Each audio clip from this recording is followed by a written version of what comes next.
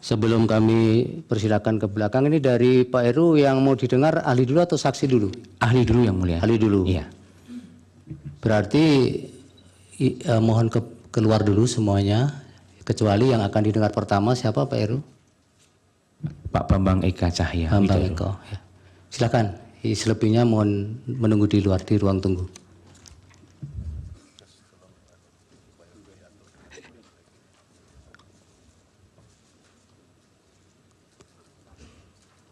Pak Bambang bisa langsung ke podium. Ya.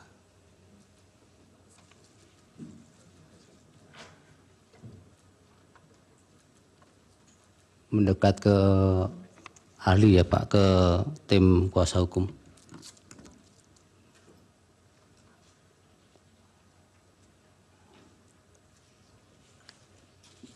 Waktunya supaya diperhatikan. 20 menit untuk sudah keseluruhannya, sehingga mungkin paparan bisa 5-7 menit Pak Bambang.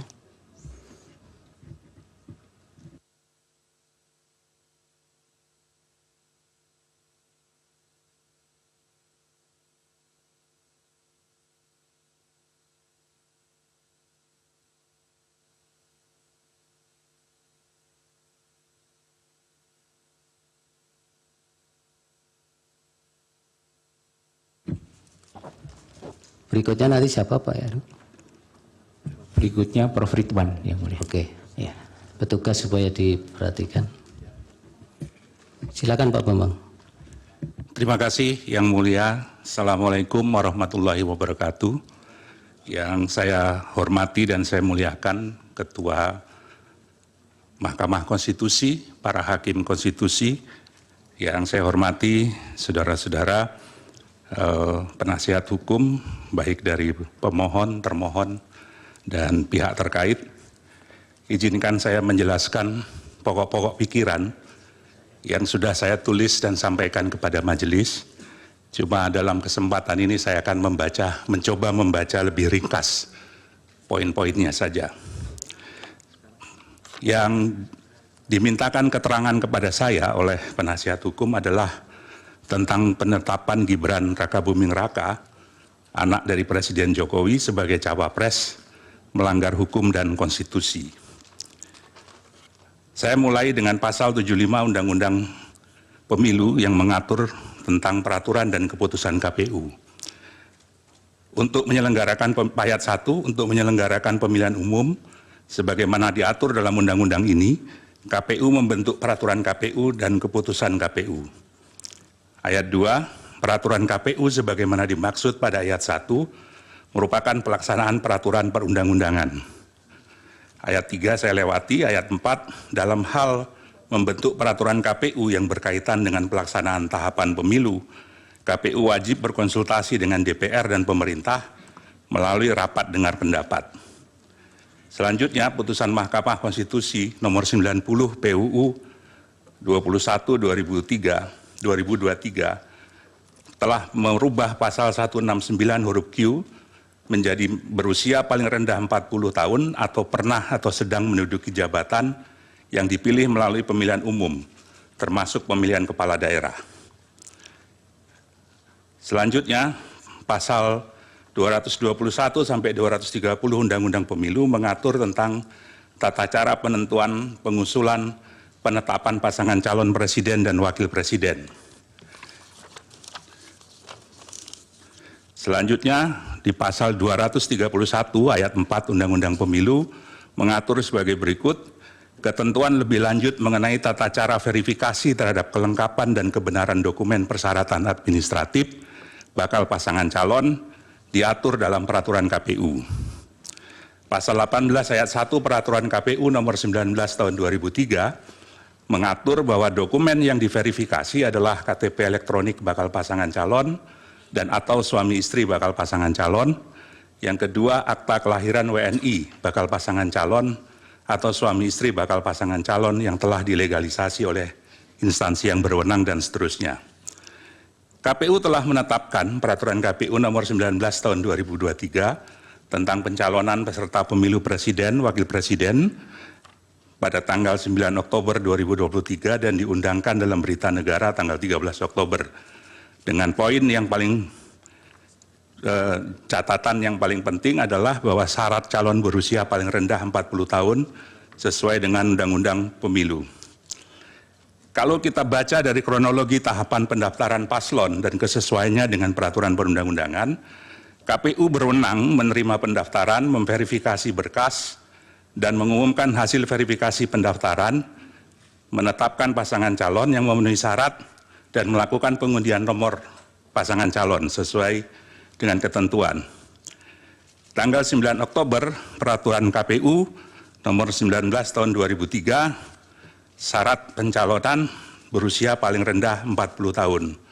Tanggal 16 Oktober, putusan MK nomor 90 merubah pasal 169 ayat Q menjadi berusia paling rendah 40 tahun atau pernah atau sedang menduduki jabatan yang dipilih melalui pemilihan umum, termasuk pemilihan kepala daerah.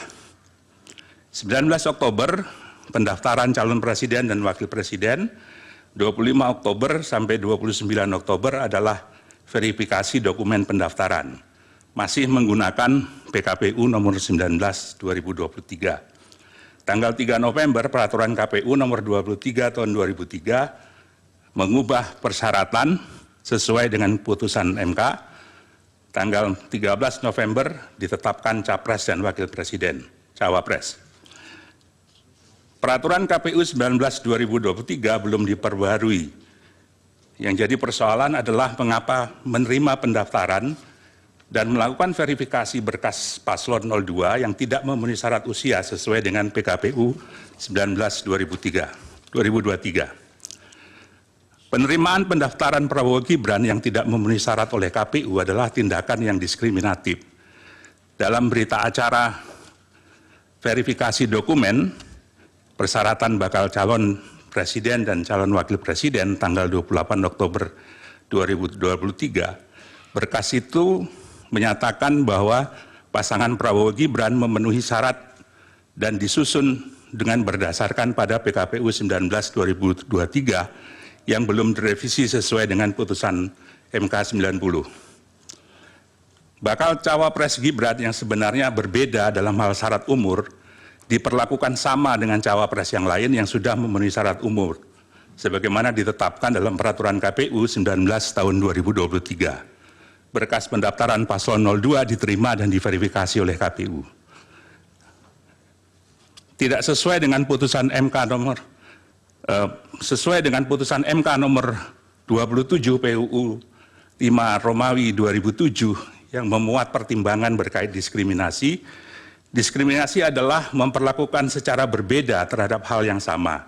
Sebaliknya bukan diskriminasi jika memperlakukan secara berbeda terhadap hal yang memang berbeda. Dalam kasus ini, sebetulnya cawapres Gibran harusnya diperlakukan secara berbeda dengan peraturan yang berbeda. Tapi dalam kenyataannya KPU memperlakukannya sama dengan calon wakil presiden yang lain, diverifikasi dengan peraturan yang sama. KPU melakukan tindakan dalam rangka penyelenggaraan pemilu yang tidak menaati prosedur asas dan prinsip penyelenggaraan pemilu yang ditetapkan dalam peraturan perundang-undangan pasal 3 huruf D, terutama di Undang-Undang Pemilu, yang menyatakan bahwa dalam menyelenggarakan pemilu, penyelenggara pemilu harus melaksanakan pemilu berdasarkan asas sebagaimana dimaksud dalam pasal 2 dan penyelenggaraannya harus memenuhi prinsip mandiri, jujur, adil, berkepastian hukum, dan selanjutnya penyelenggaraan harus netral dan selanjutnya. Menurut prinsip keadilan pemilu, menurut IDEA, keadilan pemilu berarti memastikan bahwa setiap tindakan, prosedur, dan keputusan terkait proses pemilu adalah taat hukum. Keadilan pemilu juga berarti hak kepemiluan dilindungi, dipenuhi, dan ditegakkan.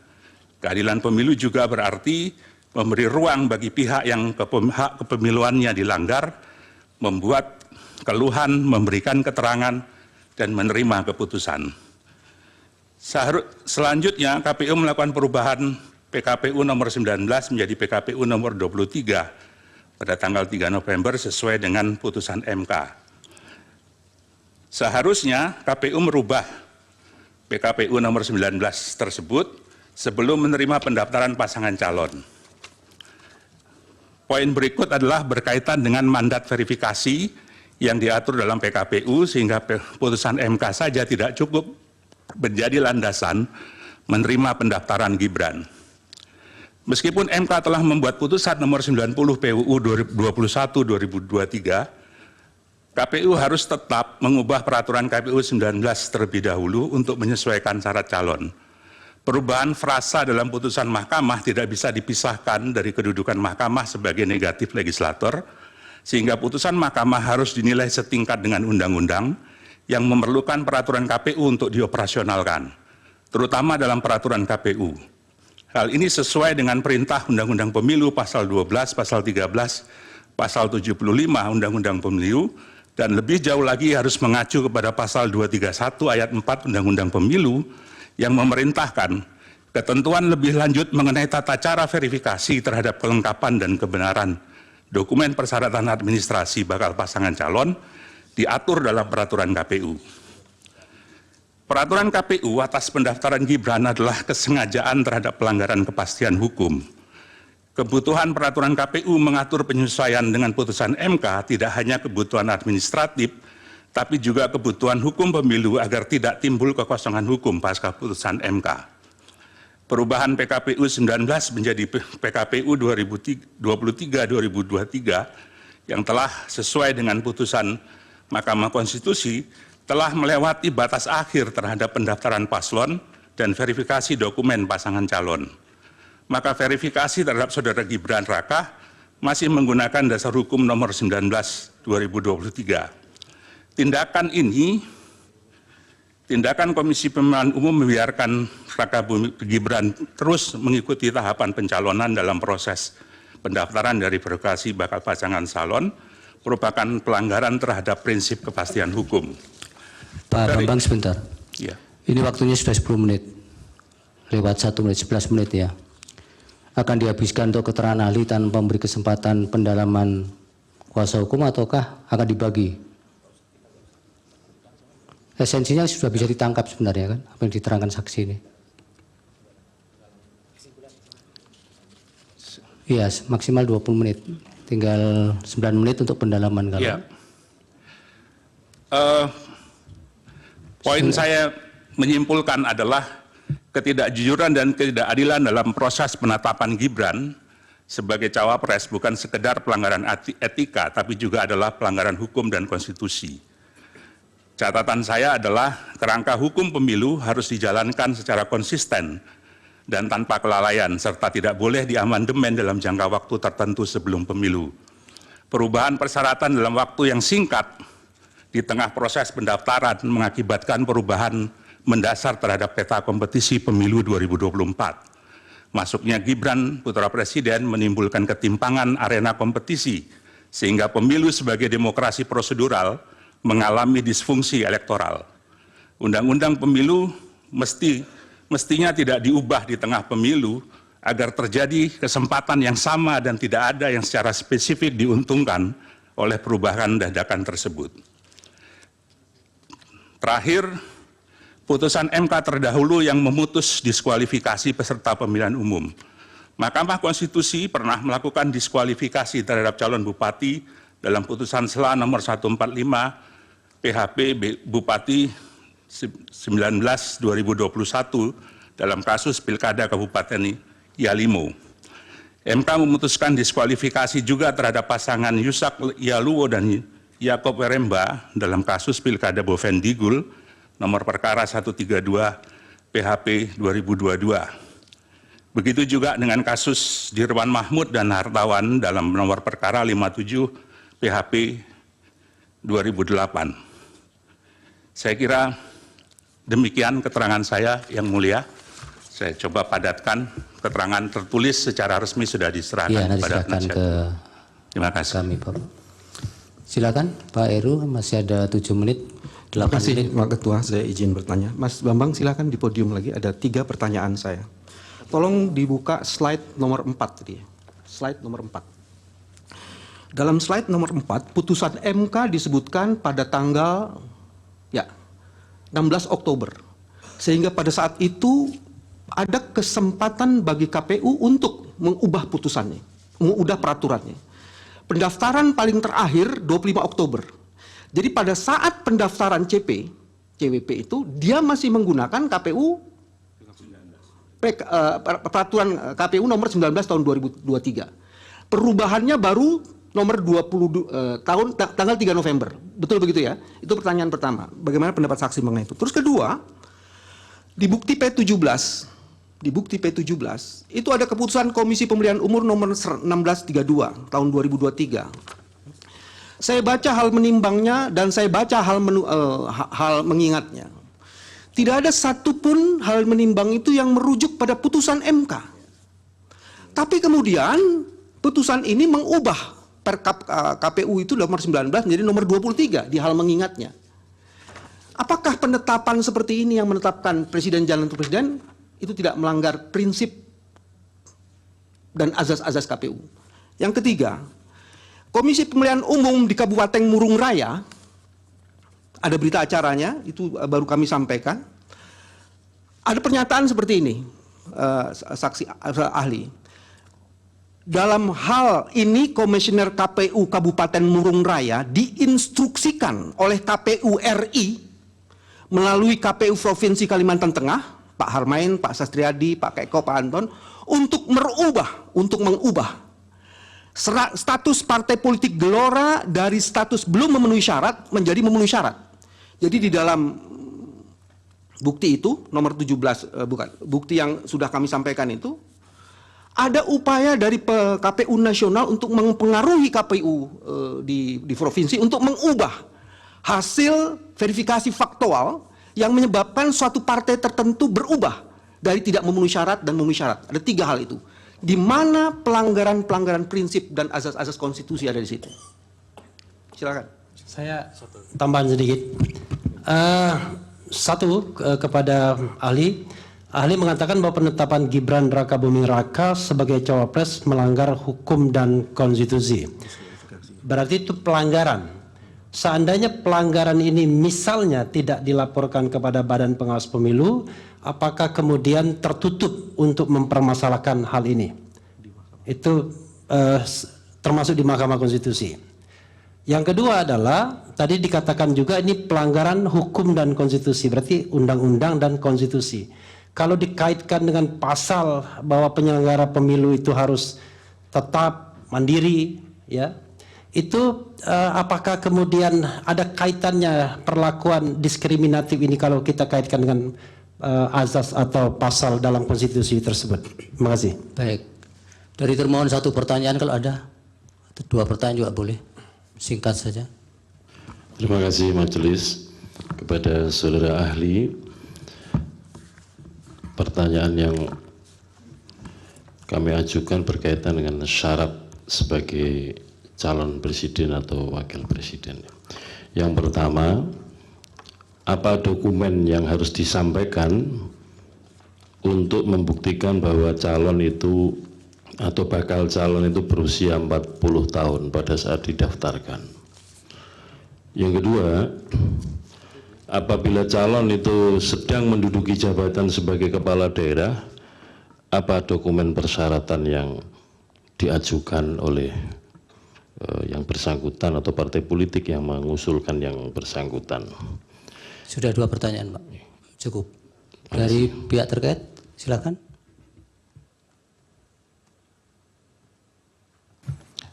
Kami ingin tanya, pertama, apakah saudara ahli tahu dan dapat membedakan antara sengketa proses dan sengketa hasil dalam pemilu? Apakah proses pencalonan itu termasuk sengketa hasil ataukah sengketa proses? Kedua, jika penyelenggara negara itu tahu bahwa ada norma hukum yang lebih tinggi yang mengatur sesuatu, tapi ada juga norma hukum yang lebih rendah, dan peraturan lebih rendah itu bertentangan dengan yang lebih tinggi. Yang lebih rendah itu secara formal masih berlaku. Apa yang dia harus lakukan jika dia berhadapan dengan situasi seperti itu? Cukup 2 pertanyaan, Prof. Dari Bawaslu ada 1 pertanyaan, cukup ya. Silakan Pak Bambang dipersingkat untuk dari para pihak tadi sekaligus.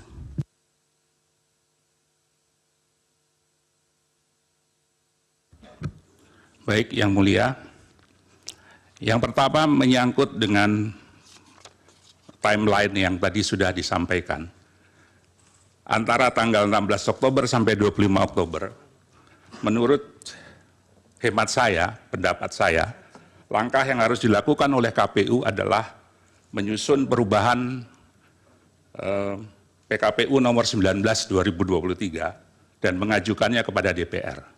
Sehingga kemudian ada kesempatan. Mohon slide-nya Yang Mulia untuk dipertunjukkan slide 4 biar bisa. Slide tadi, tugas. Nomor 4 slide. Ya. Ada waktu kurang lebih 9 hari atau 10 hari untuk merubah peraturan KPU 19 2023 ini. Dan waktu ini terbuang percuma, tidak ada tindakan yang berarti dalam mengubah peraturan KPU tersebut. Sekaligus menjawab pertanyaan Prof. Yusril tentang bagaimana kalau ada norma hukum yang bertentangan, seharusnya norma yang lebih rendah menyesuaikan dengan norma yang lebih tinggi. Nah, persoalannya adalah kerangka hukum pemilu itu tidak cuma undang-undang, tapi juga peraturan KPU. Dipertegas dalam pasal 75 Undang-Undang Pemilu bahwa untuk melaksanakan pemilihan umum, KPU harus membentuk peraturan KPU dan keputusan KPU. Peraturan itu sebagaimana dimaksud adalah pelaksanaan peraturan perundang-undangan. Dalam catatan ini, maka seharusnya KPU segera mengubah PKPU 19 2023 dan kemudian segera meminta kepada DPR dan pemerintah untuk mengadakan rapat dengar pendapat umum. Karena rapat dengar pendapat umum itu adalah diamanatkan oleh Undang-Undang 7 2017 pasal 75 ayat 4. Jadi ada proses yang harus dilewati melalui hal tersebut. Pertanyaan yang kedua, saya lupa. Ada Oh ya, apa namanya? putusan P17 KPU. ya. Iya. Keputusan Komisi Pemilihan Umum nomor Putusan KPU menurut saya jadi cacat secara hukum karena tidak mengacu kepada putusan Mahkamah Konstitusi nomor 90. Walaupun dia mengubah, saya tidak memegang dokumennya, mengingat pada peraturan Komisi Pemilihan Umum nomor 19, ya, dan kemudian telah diubah menjadi nomor 23. Ini menjadi pertanyaan karena ketika putusan ini dibuat, peraturan KPU nomor 23 itu belum ada, belum disahkan. Ya sudah, yang lain jawab.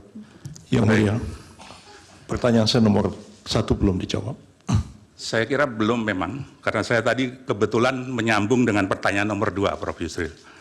Baik, yang ketiga pertanyaan dari penasihat hukum, dalam kasus KPU Murung Raya yang diintervensi untuk mengubah status parpol Gelora, setahu saya kasus ini sudah dibawa ke DKPP, tapi menurut saya ini adalah pelanggaran serius terhadap prinsip atau asas pemilu, terutama jujur dan adil. Kenapa jujur dan adil? Karena sebetulnya hasil verifikasi faktual itu menyatakan Gelora tidak memenuhi syarat. Tapi kemudian dipaksa untuk memenuhi syarat. Berarti ada perlakuan yang tidak jujur terhadap dokumen verifikasi itu. Dan ini harusnya diselidiki kenapa bisa seperti itu. Saya nggak tahu bagaimana instruksi itu dilakukan, tapi kalau berdasarkan informasi yang diterima itu, maka ini adalah tindakan yang melanggar pada prinsip atau asas jujur dan adil. Kemudian penetapan Gibran melanggar hukum dan konstitusi. Relasinya adalah bahwa pasal 22E itu mengatur asas pemilu langsung, umum, bebas, rahasia, jujur, dan adil. Tindakan yang dilakukan oleh KPU itu mengingkari asas jujur dan adil terhadap proses verifikasi itu. Karena ada kebenaran yang tidak disampaikan dalam proses verifikasi itu, yaitu bahwa peraturan KPU belum dirubah. Sehingga ketika itu dijadikan dasar, maka putusan itu sudah tidak jujur, tidak sesuai dengan faktanya. Nah, berkaitan dengan pertanyaan syarat calon wakil presiden untuk menentukan usia 40 tahun atau belum, tadi saya sudah menyebut bahwa di peraturan KPU ada dokumen yang harus diserahkan, yaitu KTP elektronik bakal pasangan calon atau suami istrinya, dan akta kelahiran WNI bakal pasangan calon atau suami istri bakal pasangan calon. Saya kira itu menjawab kebutuhan terhadap verifikasi dokumen yang diajukan. Kemudian berkaitan dengan sengketa proses dan sengketa hasil, sengketa proses adalah proses yang sengketa yang diajukan dalam proses pemilihan umum, dan ini kewenangan dari Badan Pengawas Pemilu. Dan sengketa hasil adalah sengketa terhadap hasil pemilihan umum yang menjadi kewenangan dari Mahkamah Konstitusi. Baik, sudah cukup. Ya. Ya, pelanggaran yang tidak dilaporkan tadi belum dijawab. Oh, mohon maaf, kelewatan. Iya. Berkaitan dengan pelanggaran yang tidak dilaporkan, saya kira mandat dari Undang-Undang Pemilu memberikan tugas kepada Badan Pengawas Pemilihan Umum untuk melakukan pengawasan secara aktif, bahkan kalau perlu Ya, itu kan dan normatifnya, preemptif. Pak. Yang ini kan yang lolos dari itu. Justru itu saya harus bertanya, Yang Mulia. Seharusnya Bawaslu tahu bahwa ada persoalan ini dalam proses penetapan pasangan calon, karena dia melakukan pengawasan aktif. Pertanyaannya, apakah Bawaslu mengambil tindakan terhadap pelanggaran ini? Saya tidak tahu, saya tidak punya dokumen tentang itu terhadap ini. Nah, mungkin nanti bisa ditanyakan kepada Ketua Bawaslu, Baik. apakah ada langkah-langkah Ya. yang dilakukan untuk pelanggaran yang dilakukan oleh KPU tersebut. Terima kasih, Yang Baik, Mulia. Pak Bambang. Dari Hakim ada? Yang Mulia, ada satu pertanyaan yang belum dijawab. Termohon. Termohon baru dijawab satu. Iya, yang soal apabila ada orang yang kedudukannya sedang menjabat sebagai kepala daerah, dicalonkan sebagai presiden atau wakil presiden, dokumen persyaratan apa yang diajukan ke KPU? Terima kasih. Tahu Pak Bambang? Baik, setahu saya mestinya adalah SK yang bersangkutan sebagai kepala daerah, ditambah izin dari presiden, karena seorang kepala daerah harus mengajukan izin kepada presiden. Baik. Dari Yang Mulia ada? Baik, nanti Pak Heru yang ahli itu siapkan kertas sama pulpen jadi kelupaan nggak? Jawabannya ada yang tertinggal. Baik, terima kasih Pak Bambang. Keterangannya mudah-mudahan bermanfaat untuk Mahkamah dalam mengambil keputusan. Silakan dipanggil ahli berikutnya.